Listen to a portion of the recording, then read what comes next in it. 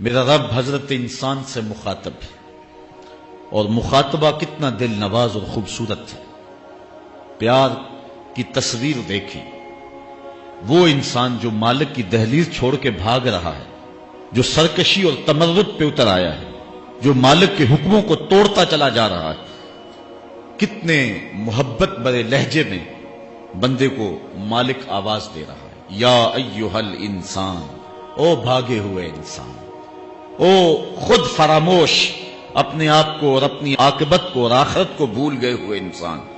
ما غرک بربک الکریم،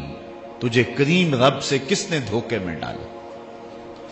کبھی یوں بھی پیار سے بھاگے ہوئے کو بلایا جاتا ہے، کبھی پولیس کو مجرم کا تعاقب کرتے دیکھا ہے۔ سخت گیر استاد جب شاگرد کے پیچھے بھاگتا ہے تو جو پوزیشن شاگرد کی ہوتی ہے اور استاد کے چہرے پر جو سختی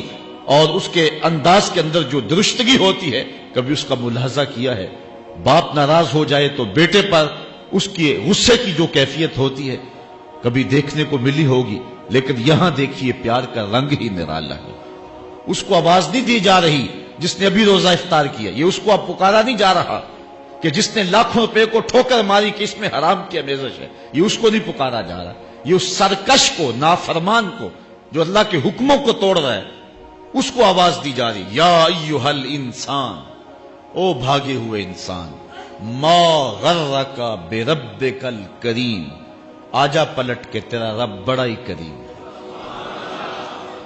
کبھی آپ نے دیکھا ہوگا کہ کوئی نالائق بچہ گھر چھوڑ کے بھاگ جائے تو وہ تو شاید کسی ہوٹل میں برتن مانج کے اپنے پیٹ کی آگ بجھا رہا ہوتا ہے، لیکن ماں کے حلق سے نیچے لقمہ نہیں اترتا۔ وہ کہتی ہے پتہ نہیں میرے بیٹے نے کھانا بھی کھایا ہے کہ نہیں کھایا۔ باپ پاگلوں کی طرح گھومتا ہے، کبھی اس کے دوستوں سے پوچھتا ہے، کبھی اس کے کلاس فیلوز سے پوچھتا ہے، وہ نکما تمہیں تو نہیں بتا کے گیا۔ اخبارات میں اشتہار چھپتے ہیں، ڈھولچی ڈنڈورا دیتا ہے،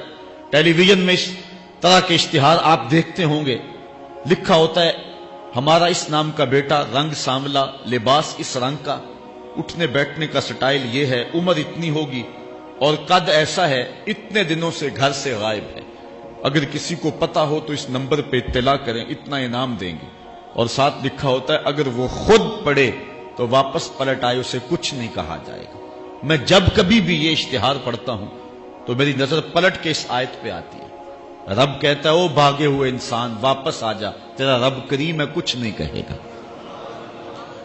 تیرے اس بھاگنے پہ وہ ناراض نہیں ہوگا، تو پلٹ کے آ جا، وہ جانا نہیں دیکھے گا، تیرا آنا دیکھے گا، تیرا اس کے حضور واپس پلٹنا دیکھے گا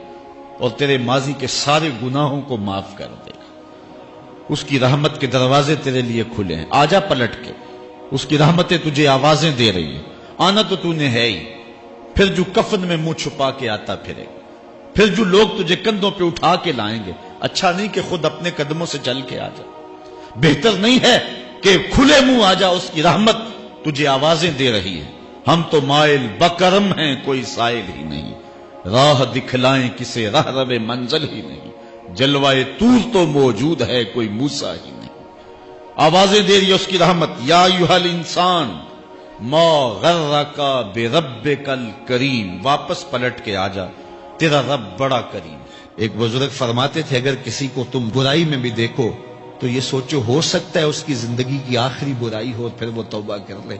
اور میری زندگی کی ہو سکتا ہے یہ آخری نیکی ہو، مجھ سے کوئی گناہ سرزد ہو جائے۔ کتنے لوگ ہیں جو مرتبہ کمال پہ پہنچے لڑک گئے، بڑے بڑے لوگ تھے لیکن انجام ٹھیک نہیں ہوا۔ بلعم بن باورا کی مثال ہمارے سامنے موجود ہے، بنی اسرائیل کا مستجاب الدعوات ولی تھا، اور جب ہاتھ پھیلا کے منہ پہ ہاتھ پھیرتا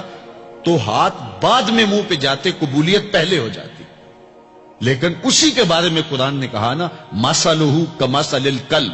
اس کی مثال کتے کی مثال ہے۔ زبان لٹک گئی تھی، زمین چاٹتا تھا، چونکہ اس کے ہاتھ نبی کے خلاف اٹھ گئے تھے۔ اس نے سمجھا تھا میں مستجاب الدعوات ہو گیا ہوں، اب جو چاہوں جس کے بارے چاہوں بد دعا کر دوں، لیکن بد دعا اپنے حق میں نکل گئی، زبان لٹک گئی۔ اس لیے میاں صاحب بولے پڑھنے اتے مان کرینا نہ آکھی میں پڑھیا، او جبار کہار صداوے متا روڑ دے وے دودھ کڑیا۔ تو اس لیے ہر وقت ڈرتے رہو۔ ابھی ملیکہ کہتے ہیں میں نے 30 اصحاب رسول سے ملاقات کی ہے، 30 اصحاب رسول سے،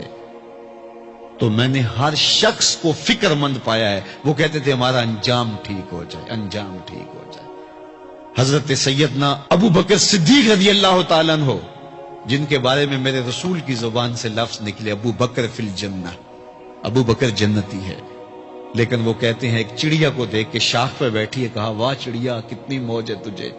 ایک شاخ سے اڑتی ہے دوسری شاخ پہ بیٹھ جاتی ہے اور قیامت کے دن تیرا حساب بھی نہیں ہوگا، پھنسے تو ہم ہیں جن کا حساب ہوگا۔ یہ وہ لوگ ہیں جن کی زندگی دیکھیے، ان الشیطان یفر من ذل عمر، عمر وہ ہے جس کے سائے سے شیطان بھی بھاگتا ہے، لیکن وہ کہتے ہیں کاش میں مٹی کا ڈھیلا ہوتا۔ اللہ اکبر۔ حضرت عمر کہتے ہیں کہ اگر برابر سرابر بھی چھٹ گئے تو غنیمت جانیں گے، اگر برابر بھی چھٹ گئے تو پھر بھی غنیمت جانیں گے۔ یہ وہ لوگ ہیں جن کی زندگیاں تقوی سے عبارت تھی اور اللہ کی خشیت، جن کے سینوں کا نور تھا اور باطن کا سرور تھا۔ ہمارے بہت سارے معاملے اور بہت ساری خرابیوں کی جڑ یہ ہے کہ ہم نے اس دنیا کو اوڑھنا بچھونا بنا لیا۔ ایسے اس دنیا میں ہم زندگی گزار رہے ہیں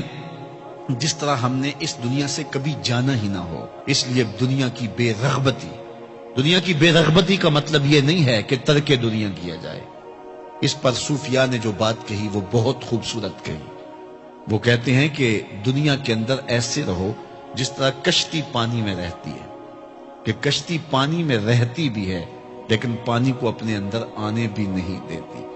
تم دنیا میں رہو، دنیا تمہارے اندر نہ رہے۔ اگر تم دنیا میں رہو گے تو خیر ہے، اگر دنیا تمہارے اندر رہی تو پھر کچھ نہیں بچ پائے گا۔ کشتی پانی میں رہے تو خود بھی تیرتی ہے، اوروں کو بھی تراتی ہے، لیکن اگر پانی کشتی میں آ گیا تو کشتی کو لے ڈوبے گا۔ اس کی رحمت کے دروازے کھلے ہیں،